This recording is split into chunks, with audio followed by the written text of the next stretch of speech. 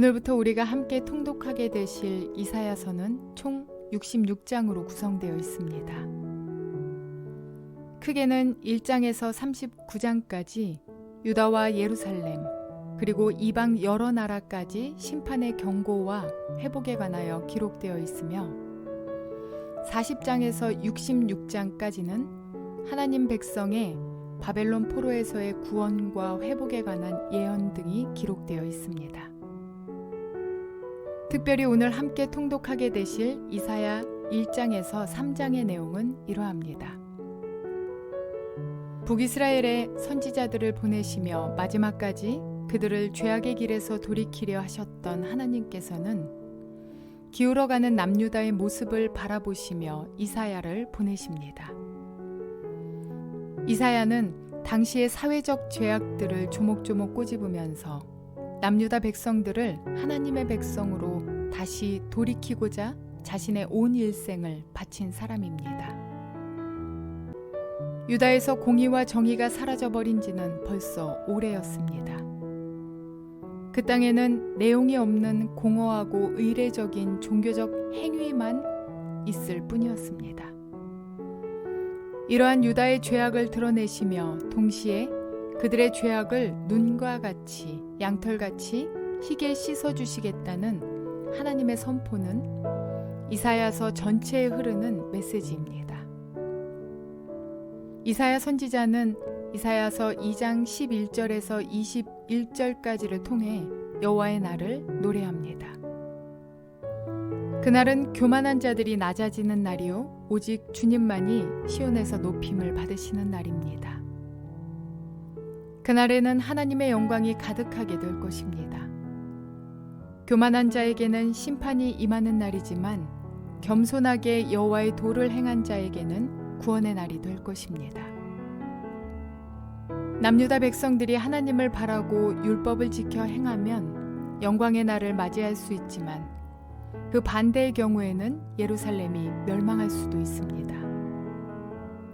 이사야 선지자는 예루살렘 멸망 때에 어떠한 일들이 일어날 것인지를 증언합니다.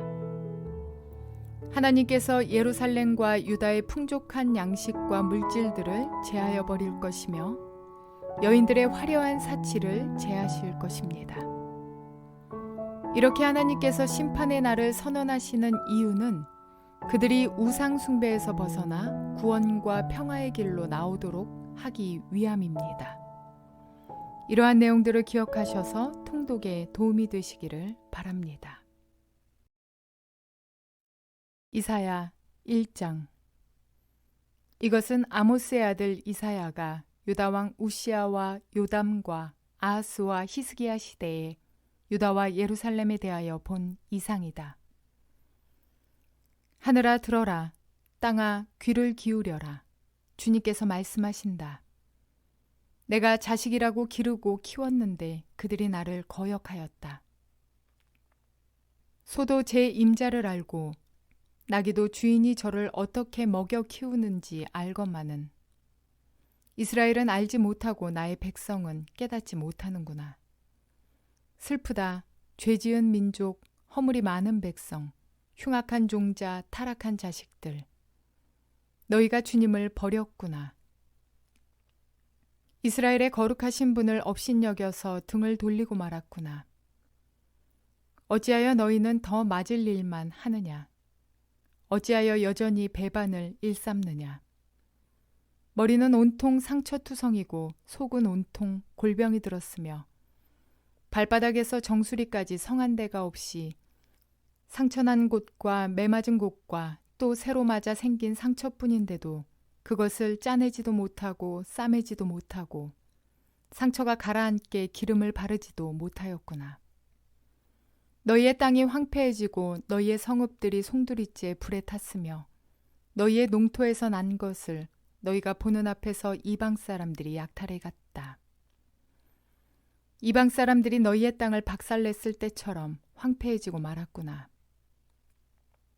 도성 시온이 외롭게 남아있는 것이 포도원의 초막과 같으며 참외밭의 원두막과 같고 포위된 성읍과 같구나. 만군의 주님께서 우리 가운데 얼마라도 살아남게 하시지 않으셨다면 우리는 마치 소돔처럼 되고 고모라처럼 될 뻔하였다. 너희 소돔의 통치자들아, 주님의 말씀을 들어라. 너희 고모라의 백성아, 우리 하나님의 법에 귀를 기울여라. 주님께서 말씀하신다. 무엇하러 나에게 이 많은 재물을 바치느냐? 나는 이제 순양의 번제물과 살찐 짐승의 기름기가 지겹고 나는 이제 숫송아지와 어린 양과 순념소의 피도 싫다. 너희가 나의 앞에 보이러 오지만 누가 너희에게 그것을 요구하였느냐? 나의 뜰만 밟을 뿐이다. 다시는 헛된 재물을 가져오지 말아라. 다 쓸모없는 것들이다. 분향하는 것도 나에게는 역겹고 초하루와 안식일과 대회로 모이는 것도 참을 수 없으며 거룩한 집회를 열어놓고 못된 짓도 함께하는 것을 내가 더 이상 견딜 수 없다. 나는 정말로 너희의 초하루 행사와 정한 절기들이 싫다. 그것들은 오히려 나에게 짐이 될 뿐이다. 그것들을 짊어지기에는 내가 너무 지쳤다. 너희가 팔을 벌리고 기도한다 하더라도 나는 거들떠 보지도 않겠다. 너희가 아무리 많이 기도를 한다 하여도 나는 듣지 않겠다. 너희의 손에는 피가 가득하다. 너희는 씻어라. 스스로 정결하게 하여라. 내가 보는 앞에서 너희의 악한 행실을 버려라. 악한 일을 그치고 옳은 일을 하는 것을 배워라. 정의를 찾아라. 억압받는 사람을 도와주어라. 고아의 송사를 변화하여 주고 과부의 송사를 변론하여 주어라. 주님께서 말씀하신다. 오너라, 우리가 서로 변론하자. 너희의 죄가 주홍빛과 같다 하여도 눈과 같이 희어질 것이며 진홍빛과 같이 붉어도 양털과 같이 희어질 것이다. 너희가 기꺼이 하려는 마음으로 순종하면 땅에서 나는 가장 좋은 소산을 먹을 것이다. 그러나 너희가 거절하고 배반하면 칼날이 너희를 삼킬 것이다. 이것은 주님께서 친히 하신 말씀이다. 그 신실하던 성읍이 어찌하여 창녀가 되었습니까? 그 안에 정의가 충만하고 공의가 가득하더니 이제는 살인자들이 판을 칩니다. 네가 만든 은은 불순물의 찌꺼기일 뿐이고 네가 만든 가장 좋은 포도주에는 물이 섞여 있구나. 너의 지도자들은 주님께 반역하는 자들이요 도둑의 짝이다. 모두들 뇌물이나 좋아하고 보수나 계산하면서 쫓아다니고 고아의 송사를 변호하여 주지 않고 과부의 하소연쯤은 귓전으로 흘리는구나. 그러므로 주 곧 만군의 주 이스라엘의 전능하신 분께서 말씀하신다. 내가 나의 대적들에게 나의 분노를 쏟겠다. 내가 나의 원수들에게 보복하여 한을 풀겠다. 이제 다시 내가 너를 때려서라도 잿물로 찌꺼기를 깨끗이 씻어내듯 너를 씻고 너에게서 모든 불순물을 없애겠다. 옛날처럼 내가 사사들을 너에게 다시 세우고 처음에 한 것처럼 슬기로운 지도자들을 너에게 보내주겠다. 그런 다음에야 너를 의의 성읍, 신실한 성읍이라고 부르겠다. 시온은 정의로 구속함을 받고 회개한 백성은 공의로 구속함을 받을 것이다. 그러나 거역하는 자들과 죄인들은 모두 함께 패망하고 주님을 버리는 자들은 모두 멸망을 당할 것이다. 너희가 상수리 나무 아래에서 우상 숭배를 즐겼듯이 수치를 당할 것이며 너희가 동산에서 이방 신들을 즐겨 섬겼으므로 창피를 당할 것이다. 기어이 너희는 잎이 시든 상수리 나무처럼 될 것이며 물이 없는 동산과 같이 메마를 것이다. 강한 자가 사모라기와 같이 되고 그가 한 일은 불티와 같이 될 것이다. 이 둘이 함께 불타도 꺼줄 사람 하나 없을 것이다. 이사야 2장. 이것은 아모스의 아들 이사야가 유다와 예루살렘을 두고 계시로 받은 말씀이다. 마지막 때에 주님의 성전이 서 있는 산이 모든 산 가운데서 으뜸가는 산이 될 것이며 모든 언덕보다 높이 솟을 것이니 모든 민족이 물밀듯 그리로 모여들 것이다. 백성들이 오면서 이르기를 자 가자. 우리 모두 주님의 산으로 올라가자. 야곱의 하나님이 계신 성전으로 어서 올라가자. 주님께서 우리에게 주님의 길을 가르치실 것이니 주님께서 가르치시는 길을 따르자 할 것이다. 율법이 시온에서 나오며 주님의 말씀이 예루살렘에서 나온다. 주님께서 민족들 사이의 분쟁을 판결하시고 뭇 백성 사이의 갈등을 해결하실 것이니 그들이 칼을 쳐서 보습을 만들고 창을 쳐서 낫을 만들 것이며 나라와 나라가 칼을 들고 서로를 치지 않을 것이며 다시는 군사훈련도 하지 않을 것이다. 오너라 야곱 족속아 주님의 빛 가운데서 걸어가자. 주님께서는 주님의 백성 야곱 족속을 버리셨습니다. 그들에게는 동방의 미신이 가득합니다. 그들은 블레셋 사람들처럼 점을 치며 이방 사람의 자손과 손을 잡고 언약을 맺었습니다. 그들의 땅에는 은과 금이 가득하고 보화가 셀 수 없이 많습니다. 그들의 땅에는 군마가 가득하고 병거도 셀 수 없이 많습니다.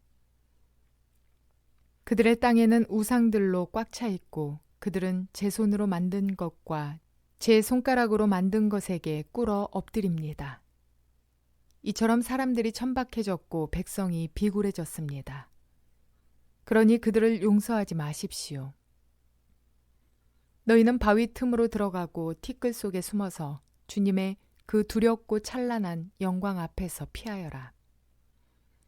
그날에 인간의 거만한 눈초리가 풀이 죽고 사람의 거드름이 꺾이고 오직 주님만 홀로 높임을 받으실 것이다. 그날은 만군의 주님께서 준비하셨다. 모든 교만한 자와 거만한 자, 모든 오만한 자들이 낮아지는 날이다. 또 그날은 높이 치솟는 레바논의 모든 백향목과 바산의 모든 상수리 나무와 모든 높은 산과 모든 솟아오른 언덕과 모든 높은 망대와 모든 튼튼한 성벽과 다시스의 모든 배와 탐스러운 모든 조각물이 다 낮아지는 날이다. 그날에 인간의 거만이 꺾이고 사람의 거드름은 풀이 죽을 것이다. 오직 주님만 홀로 높임을 받으시고 우상들은 다 사라질 것이다. 그때 사람들이 땅을 뒤흔들며 일어나시는 주님의 그 두렵고 찬란한 영광 앞에서 피하여 바위 동굴과 땅굴로 들어갈 것이다.